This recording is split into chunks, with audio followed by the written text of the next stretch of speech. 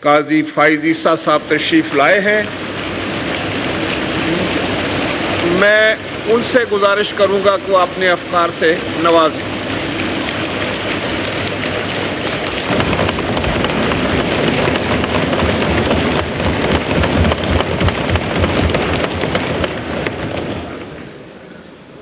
Speaker صاحب بہت بہت شکریہ. بسم اللہ الرحمن الرحیم. میں 2014 سے آپ کا ہمسایہ ہوں. پیدل جاتا ہوں, کبھی پیدل واپس جاتا ہوں. گرمیوں میں ذرا مشکل ہوتی ہے. ہمیشہ سوچا اندر کیا ہوتا ہے. آپ نے پہلی دفعہ یاد ہمیں کیا تو ہم حاضر ہوئے.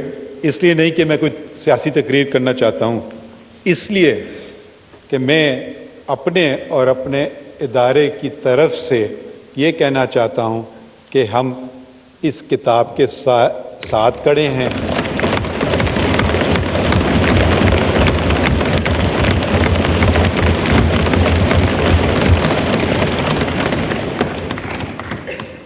اللہ کے سائے کے بعد اس کتاب کا سایہ ہمارے سر پہ ہے.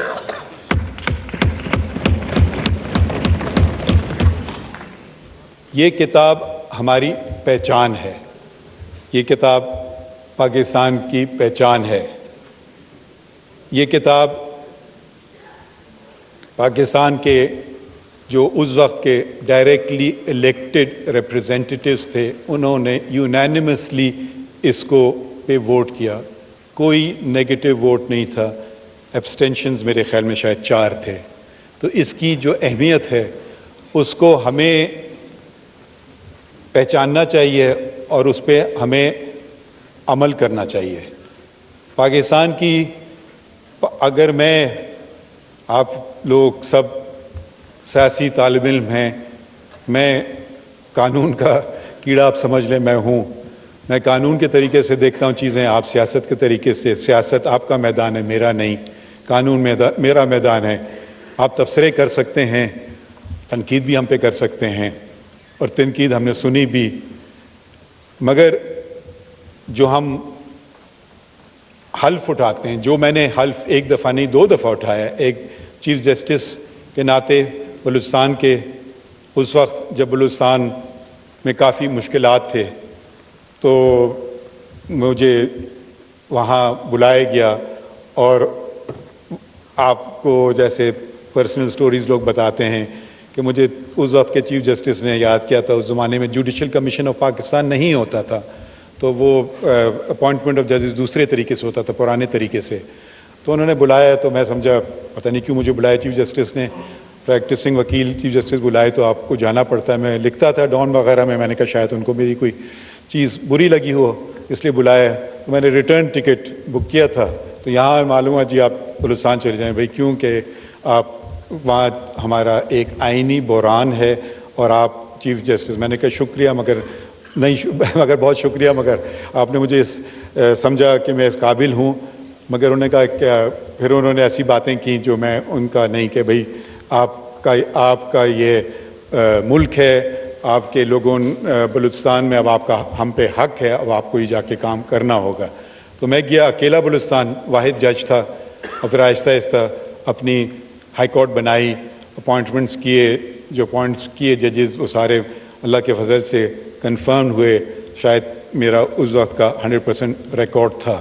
پھر یہاں آنے کو ملا, اور ہم میں جو مجھے سمجھ نہیں آتا ہے, ہم کبھی کبھی دشمنوں سے اتنی نفرتیں نہیں کرتے ہیں جتنی ایک دوسروں سے کرتے ہیں.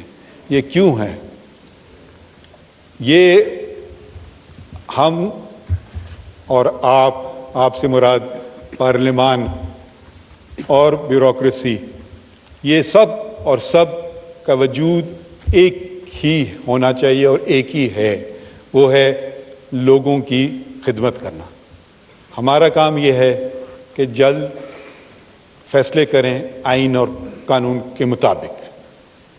آپ کا کام ہے ایسے قوانین بنائیں جو لوگوں کے لیے بہتر ہوں, اور ایگزیکٹو کا کام یہ ہے کہ وہ جو قانون بنائی جائے اور جو حکومت وقت ہے اس کی پالیسیز کو وہ بہتر طریقے سے ادا کرے.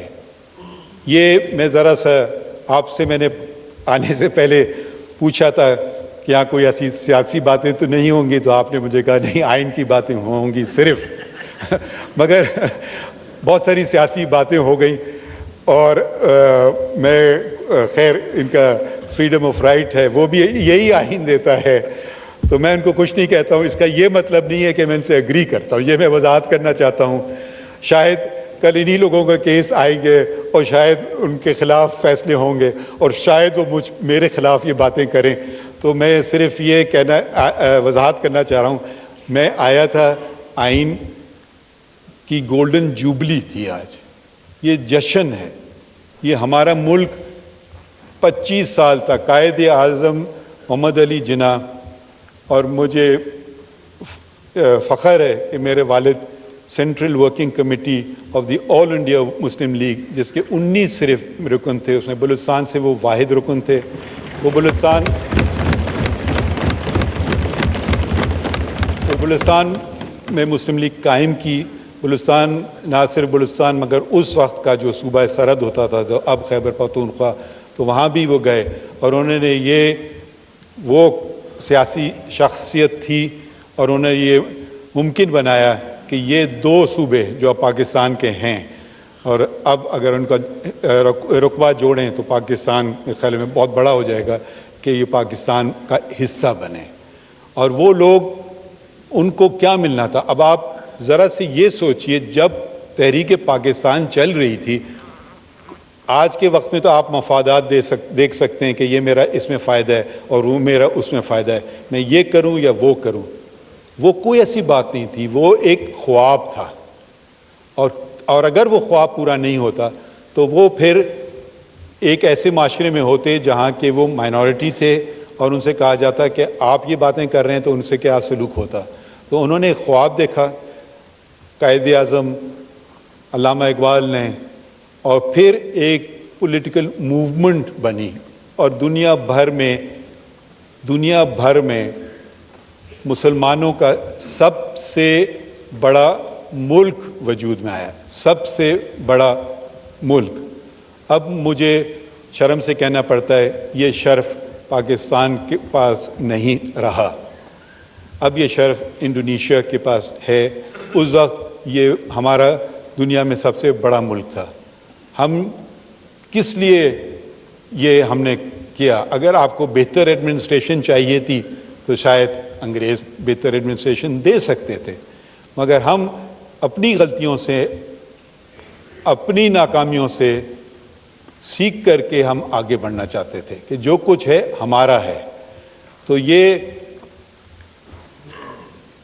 کانسٹیٹیوئنٹ اسمبلی آئی وجود میں، اس کے صدر کہلاتے تھے، اسپیکر نہیں کہلاتے تھے، ان کا نام تھا مولوی تمیز الدین. ان کو برطرف کیا گیا، انہوں نے چیلنج کیا، اور ان کی جگہ ایک بیوروکریٹ جو میرے خیال میں ریلوے میں ملازم ہوتا تھا ایک وقت میں، غلام محمد، وہ گورنر جنرل تھا. انہوں نے ان کو برطرف کیا اور انہوں نے کیبنٹ آف منسٹرز بنائی. مولوی تمیز الدین، میرے والد اس کیس میں بھی منسلک تھے، انہوں نے چیلنج کیا چیف کورٹ آف سندھ. اس زمانے میں سندھ ہائی کورٹ نہیں تھا، چیف کورٹ تھا. انہوں نے چیلنج کیا. اس وقت کے جو جج تھے وہ تھے ایک کرسچن، جسٹس کانسٹنٹائن. انہوں نے اور ان کے 3 ساتھیوں نے، جسٹس ویلانی، جسٹس بچل اور جسٹس محمد بخش نے بحال کیا، اور یہ کہا کہ یہ اقدام غلط ہے. اور وہ جو منسٹرز تھے انہوں نے ان کے خلاف ایک ریٹ آف مینڈمس جاری کی، دوسری ریٹ آف کو وارنٹڈ کی کہ آپ کے پاس کوئی اختیار نہیں ہے منسٹر ہونے کا. انفارچونیٹلی یہ چیلنج ہو گیا اس وقت کے فیڈرل کورٹ میں، اور پھر نتیجہ الٹ کیا. اس وقت بھی ایک جج تھے، اور تعجب کی بات یہ ہے وہ جج بھی کرسچن تھے، جسٹس کارنیلیس. وہ شاید مائنورٹی میں تھے. ان کا ججمنٹ پڑھیں تو انہوں نے اسلام کی بات کی، اور میجورٹی ججمنٹ پڑھیں تو انہوں نے کہا کہ جی ملکہ ہے انگلستان کی جو ملکہ ہے اس کے تابع. تو یہ تضاد جو ہم دیکھتے آئے ہیں تو ہمیں دیکھنا چاہیے کہ ہم یہ لفظ استعمال کرتے ہیں مائنورٹیز کا، یہ مجھے پسند نہیں ہے. وہ برابر کے شہری ہیں اور ان کا بہت بڑا حصہ ہے. ایک اور شخص تھے جن کا مجھے بہت فخر ہے، جن کا تعلق میرے صوبے سے تھا، دوراب پٹیل. وہ ایک پارسی صاحب تھے. جب جبراً اوتھ لینے کو کہا گیا جج صاحبان کو تو انہوں نے انکار کر دیا.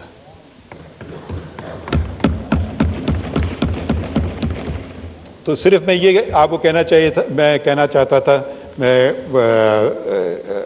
فیصلوں میں ہم لوگ لکھتے ہیں، تقریریں نہیں کرتے ہیں، مگر کیونکہ آج کا دن ایسا ہے کہ اگر آپ سوچیں، اپنے آپ کو واپس لے جائیں وقت میں کہ بھئی ہم تصویریں دیکھتے ہیں کہ جی ٹائم میں آپ پیچھے جا رہے ہیں، اور اگر آپ اس وقت کھڑے ہو جائیں کہ جو مولوی تمیز الدین کے ساتھ اگر آپ کھڑے ہو جائیں اور اس وقت کے ججز نے جو بحال کیے اس کانسٹیٹیوئنٹ اسمبلی کو، تو کیا پاکستان دو ٹکڑوں میں ہوتا؟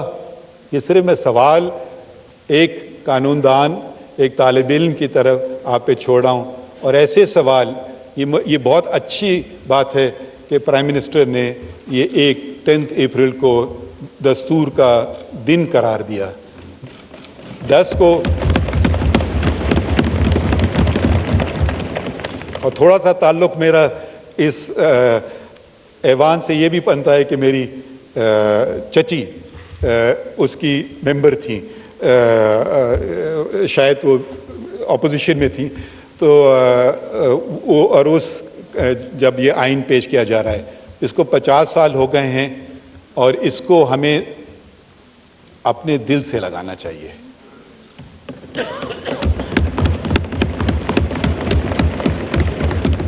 اس لیے نہیں کہ اس میں میری تنخواہ گارنٹیڈ ہے، مگر اس لیے کیونکہ اس میں لوگوں کے بنیادی حقوق کا تذکرہ ہے.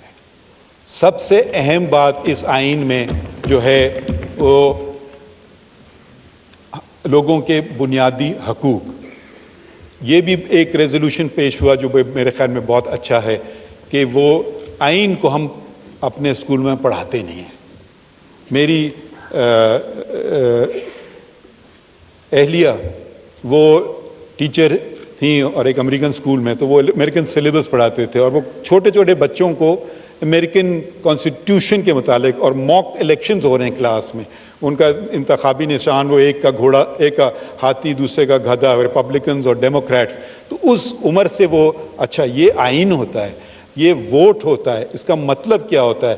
اور جب لوگ یہ بات سمجھ جائیں گے تو وہ سمجھیں گے کہ ہمارے ہاتھ میں اس ریاست کی لگام ہے. اور جب یہ لوگ سمجھ لیں گے تو پھر کوئی آدمی اپنی اچھائی سوچتا ہے، اپنی برائی نہیں سوچتا ہے. اس آئین میں بہت خوبصورت چیزیں ہیں فنڈامنٹل رائٹس میں. ایسی فنڈامنٹل رائٹس ہیں جو بہت سارے دنیا کے دوسرے ملکوں میں نہیں ہیں. مثلاً right of information, article 19A. Freedom of press تو 19 ہے.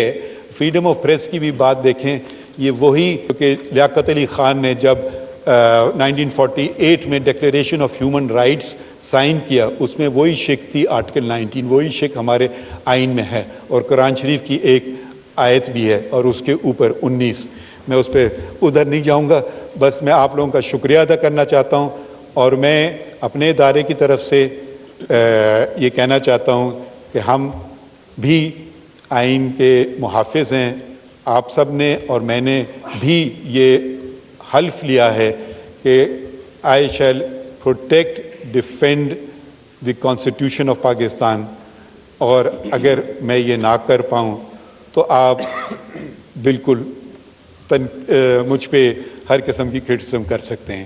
جہاں تک میں آپ یہ وضاحت دوبارہ کرنا چاہتا ہوں کہ جو سیاسی باتیں ادھر کی گئی میرا ان سے کوئی تعلق نہیں.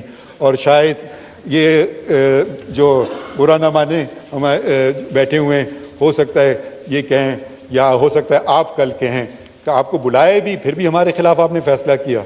تو میں آپ سے معذرت چاہتا ہوں اور بہت بہت شکریہ کہنا چاہتا ہوں کیونکہ دوسرے جج صاحبان شاید مصروف تھے، نہ آ سکیں، تو میں بس شکریہ ادا کرنا چاہتا ہوں کہ آپ نے ہمیں یاد کیا. شکریہ جی.